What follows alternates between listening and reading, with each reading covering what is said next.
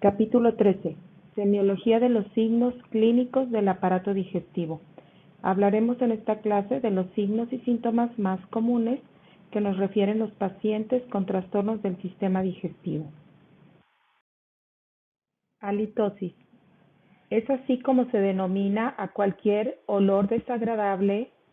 del aliento que el paciente percibe y por lo cual consulta, o bien cuando la queja es un mal sabor de boca, ya que no lo percibe a través del olfato. Su presentación puede ser originada en la cavidad oral o el sistema digestivo, explicada por el consumo de tabaco, alcohol o ciertos alimentos como cebolla o ajo, así como por una deficiente higiene oral y por la proliferación de bacterias en restos alimentarios en la cavidad oral, en la faringe, estómago,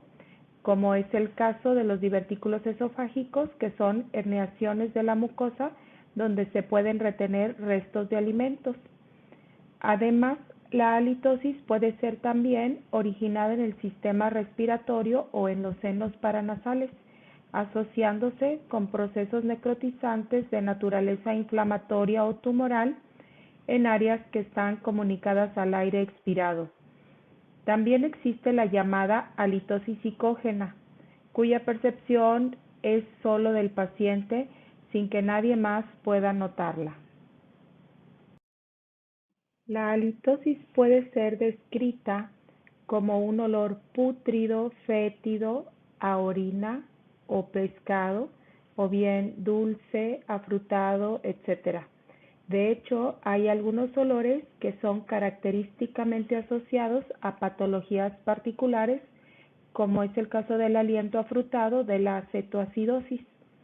y la encontraremos acompañando a otros síntomas como eructos, vómito, regurgitación,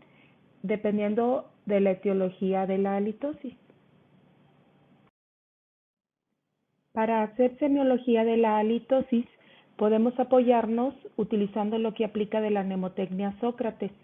La S de sitio se obvia,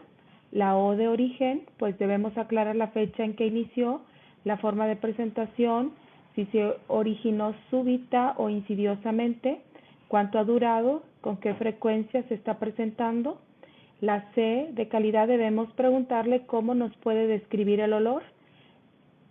La R de radiación no aplica. La A de acompañantes, en esta, pues preguntar si hay otros datos como disfagia, problemas dentales, congestión nasal, regurgitación, reflujo, flatulencias, alteración o cambios en los hábitos de las heces, dolor abdominal, y todos estos son datos que suman para orientarnos al sistema afectado o el sitio de origen. En la T de tiempo hay que marcar la evolución, si es un problema agudo o crónico. En la E de exacerbantes, aclarar si algo lo empeora o lo disminuye, y finalmente la S de severidad, anotamos la intensidad con la que se ha presentado. En este cuadro se nos presentan algunas causas asociadas a la presentación de halitosis, iniciando por aquellas originadas en cavidad oral. Si el paciente se queja de encías enrojecidas e hinchadas,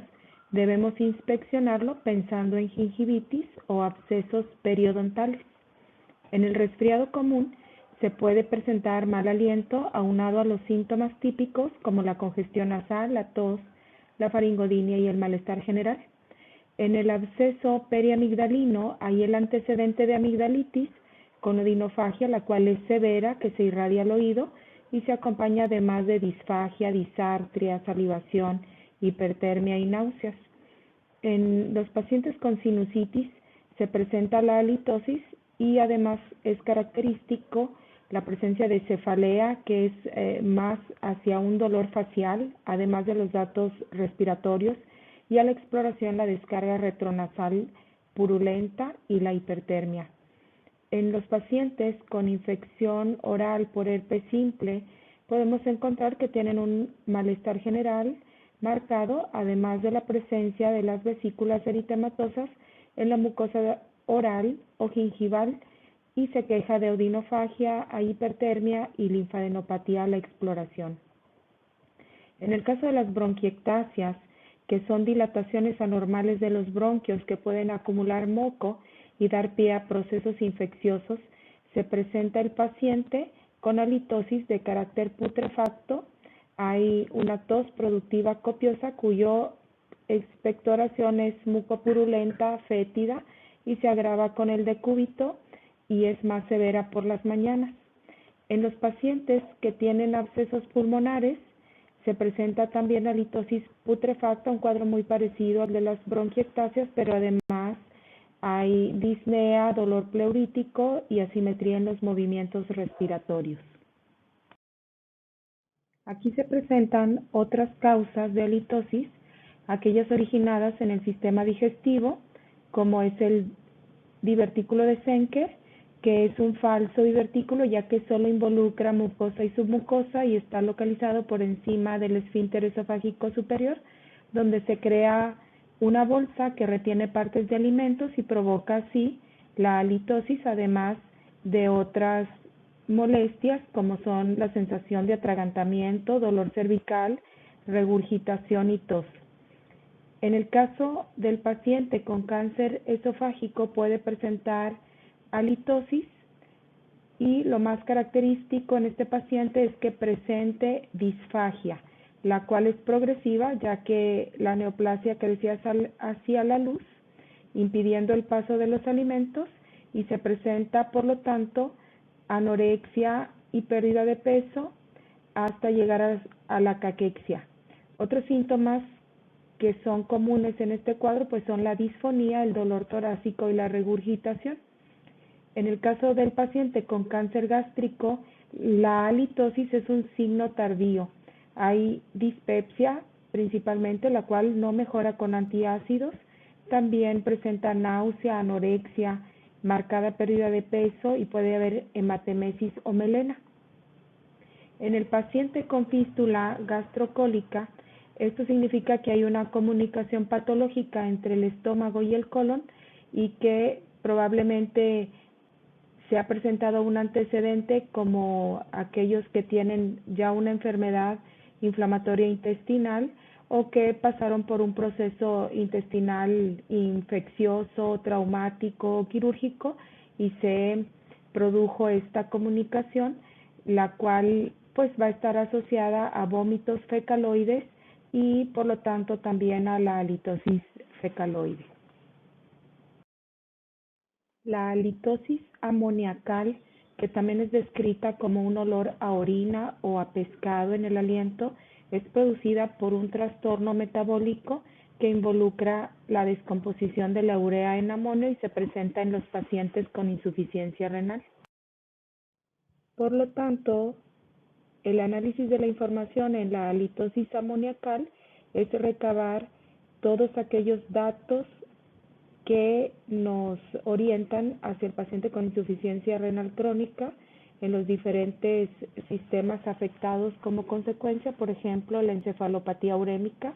que se acompaña de alteración cognitiva, somnolencia, confusión, letargo y otros síntomas como asterixis o parestesias,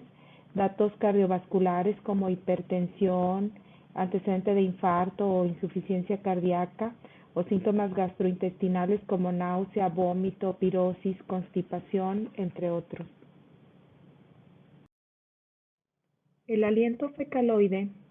es aquel que acompaña a la presencia de vómito fecal y generalmente está asociado a la agudización de un cuadro de obstrucción intestinal crónica o bien a la presencia de una fístula gastrointestinal,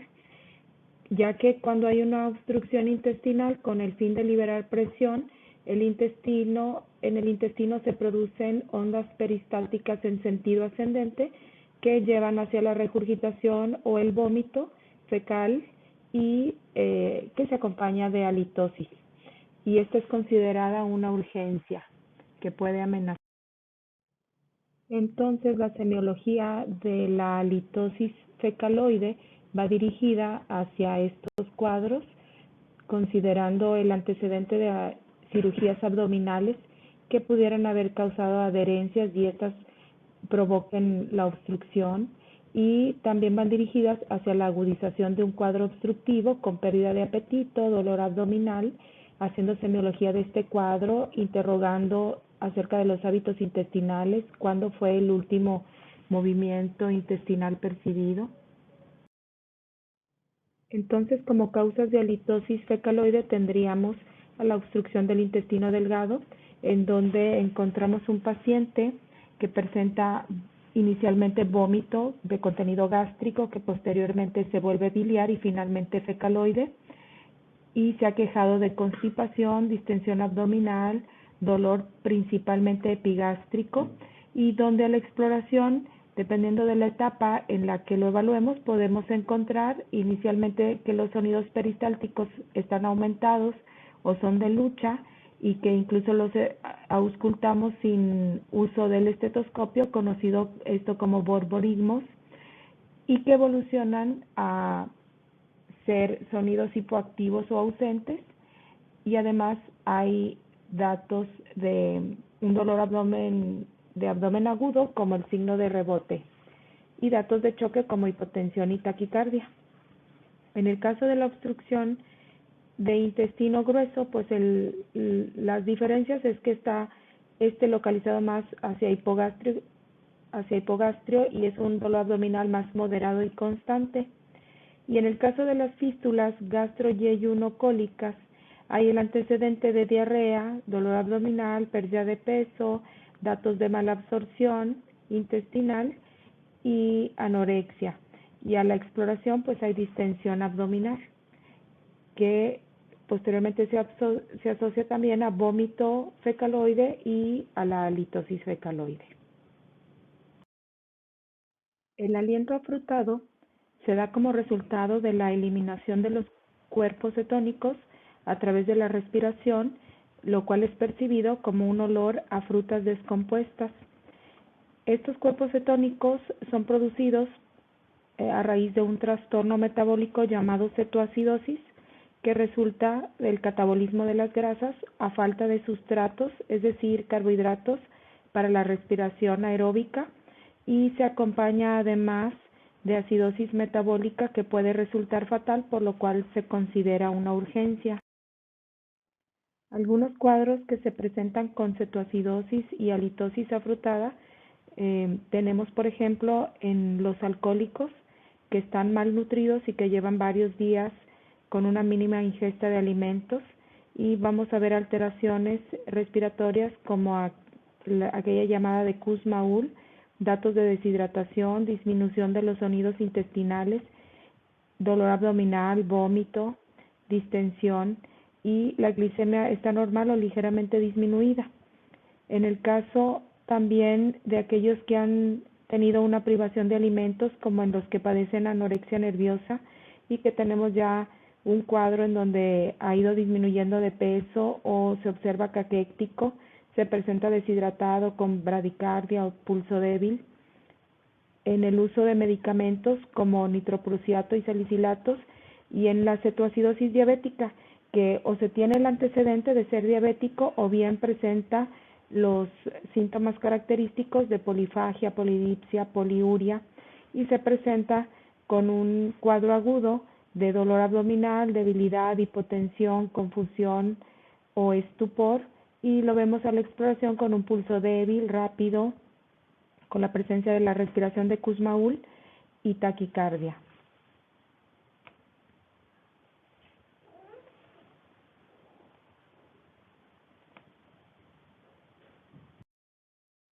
Hedor hepático. Este es un aliento que se refiere con un olor rancio y húmedo,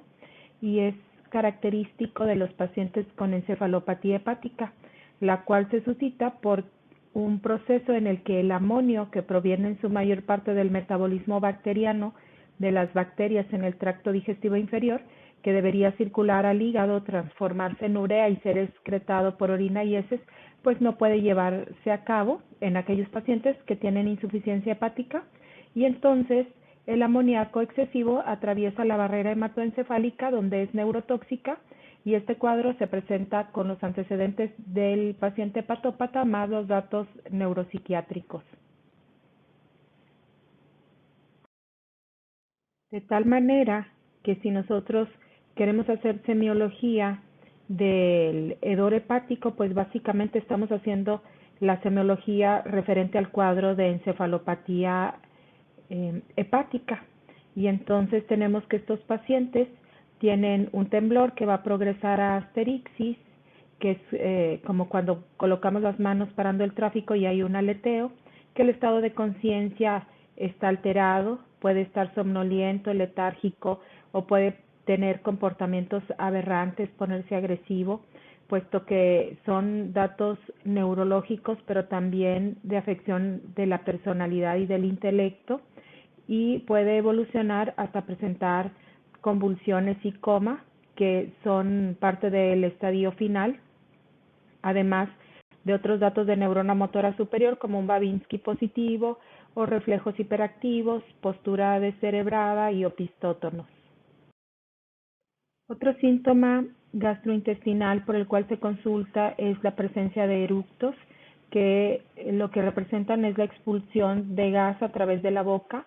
y lo más común es que sean el resultado de aerofagia o estar, como dice la gente, tragando aire, o bien porque consumió alimentos o bebidas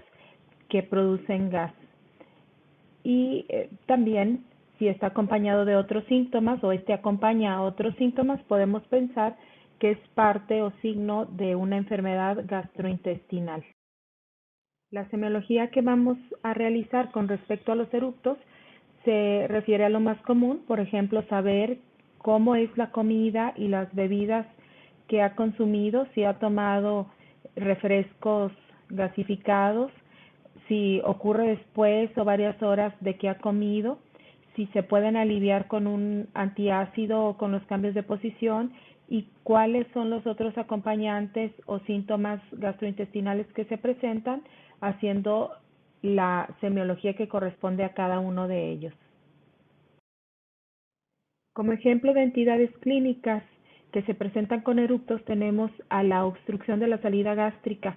En esta hay el antecedente de que el paciente ha padecido úlcera duodenal, y ya sea que esté activa y haya una inflamación que disminuye la luz de la salida del estómago, o bien que ya se ha cicatrizado y eso deja una mala reparación que disminuye también el paso de la salida del estómago, y tenemos que el paciente se va a quejar de plenitud localizada en epigastrio, de malestar general, de pérdida del apetito, náusea y vómitos, además de los eructos. Otro ejemplo es el del síndrome de la arteria mesentérica superior, en donde la salida de la arteria mesentérica superior de la aorta genera una obstrucción al duodeno, y es también una obstrucción de la salida del estómago, que presenta un cuadro muy parecido al anteriormente mencionado, donde hay eructos, pero además hay halitosis, hay regurgitación y es crónico, se presenta una marcada pérdida de peso. Otras patologías que ya hemos mencionado con otros síntomas también gastrointestinales pueden acompañarse de eructos, por ejemplo la enfermedad ulceropéptica y el reflujo gastroesofágico. El hipo son aquellos espasmos involuntarios sincrónicos tanto del diafragma como del esófago, que generalmente son considerados benignos y transitorios, pero excepcionalmente pueden formar parte también de una enfermedad neurológica que nos pudiera indicar una hipertensión intracraneal o la presencia de una lesión cerebral. Sobre el hipo tenemos que investigar cómo ha sido su inicio, si súbita, si es insidiosa, si es recurrente, si lo está fatigando, si asocia una causa a que lo detone o hay algo que le ayuda a que se resuelva, y lo debemos de relacionar con otros acompañantes que nos dirijan a reconocer si hay una enfermedad abdominal, torácica o neurológica. Algunos ejemplos de entidades clínicas de tipo gastrointestinal que se acompañan de hipo son la distensión abdominal o dilatación gástrica, que esto puede ser por sobrealimentación en algunos casos o por enfermedad, y hay hipo que se acompaña de plenitud, dolor abdominal, náusea, dolor epigástrico, regurgitación y vómito persistentes. En el cáncer gástrico Hay también distensión abdominal, dispepsia, dolor abdominal y es característicamente la presencia de anorexia, saciedad temprana y pérdida de peso. En el caso de las pancreatitis, pues pueden ser las etiologías variadas, pero es muy común que se presente el hipo, el vómito, el dolor que está localizado en epigastrio y que característicamente es cerebrante, es decir, atraviesa o se irradia hacia la espalda y el paciente se presenta con una inquietud extrema. Dependiendo de la etiología, pues si es obstructiva, alcohólica, infecciosa o neoplásica, pudiera haber también fiebre. Algunas entidades de origen neurológico que se presentan con hipo son la hipertensión intracraneal o bien una lesión cerebral, que estas pues nos van a dar datos neurológicos como dolor de cabeza, alteración de la conciencia, dependiendo de dónde está la lesión, pues datos a la exploración de falla focalizada, puede ser cambios en la reacción pupilar, cambios en el patrón respiratorio, aumento de la presión sistólica, el hipo persistente, datos de pares craneales alterados que nos generan disfagia, disartria, ausencia del reflejo corneal o desviación ocular, por ejemplo. La regurgitación es cuando se presenta un reflujo del estómago que su contenido se mueve hacia arriba y pasa a través del esófago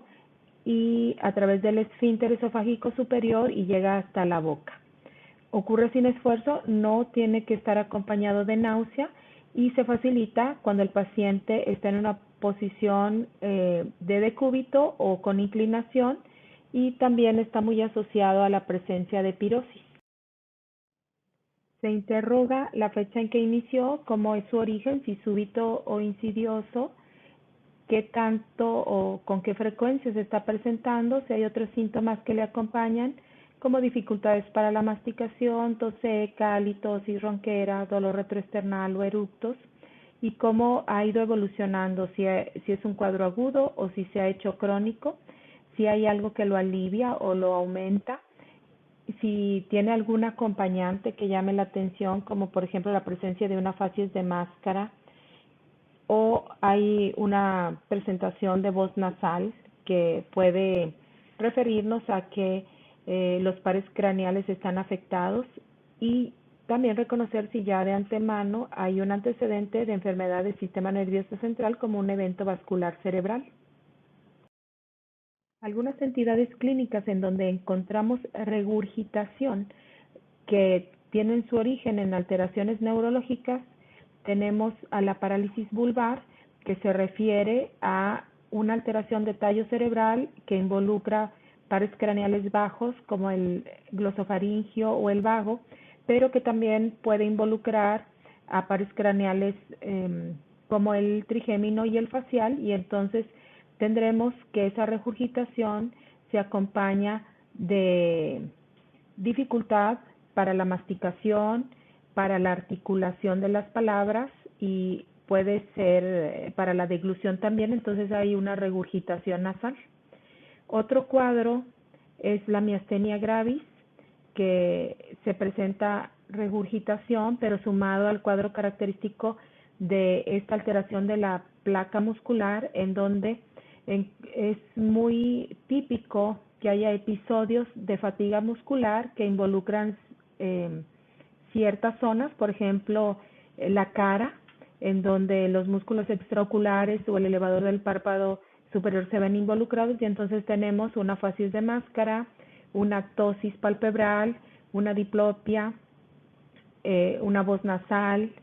además del dato que nos llamó la atención, que es la regurgitación. Y en el caso de la acalasia, que es otro trastorno neuromuscular que afecta al esófago, se encuentra también acompañado de tos seca, hay una predisposición a las microaspiraciones y por lo tanto infecciones pulmonares recurrentes y pues muy característicamente que es acompañado de disfagia. En el caso del divertículo esofágico que ya habíamos mencionado anteriormente, que presenta la halitosis, También hay regurgitación porque en ese pliegue o bolsa que se hace de la mucosa o submucosa del esófago se acumulan restos de alimentos, los cuales en algún momento se pueden regurgitar. También hay tos crónica que se exacerba más de noche, hay ronquera, hay odinofagia y hay dolor cervical.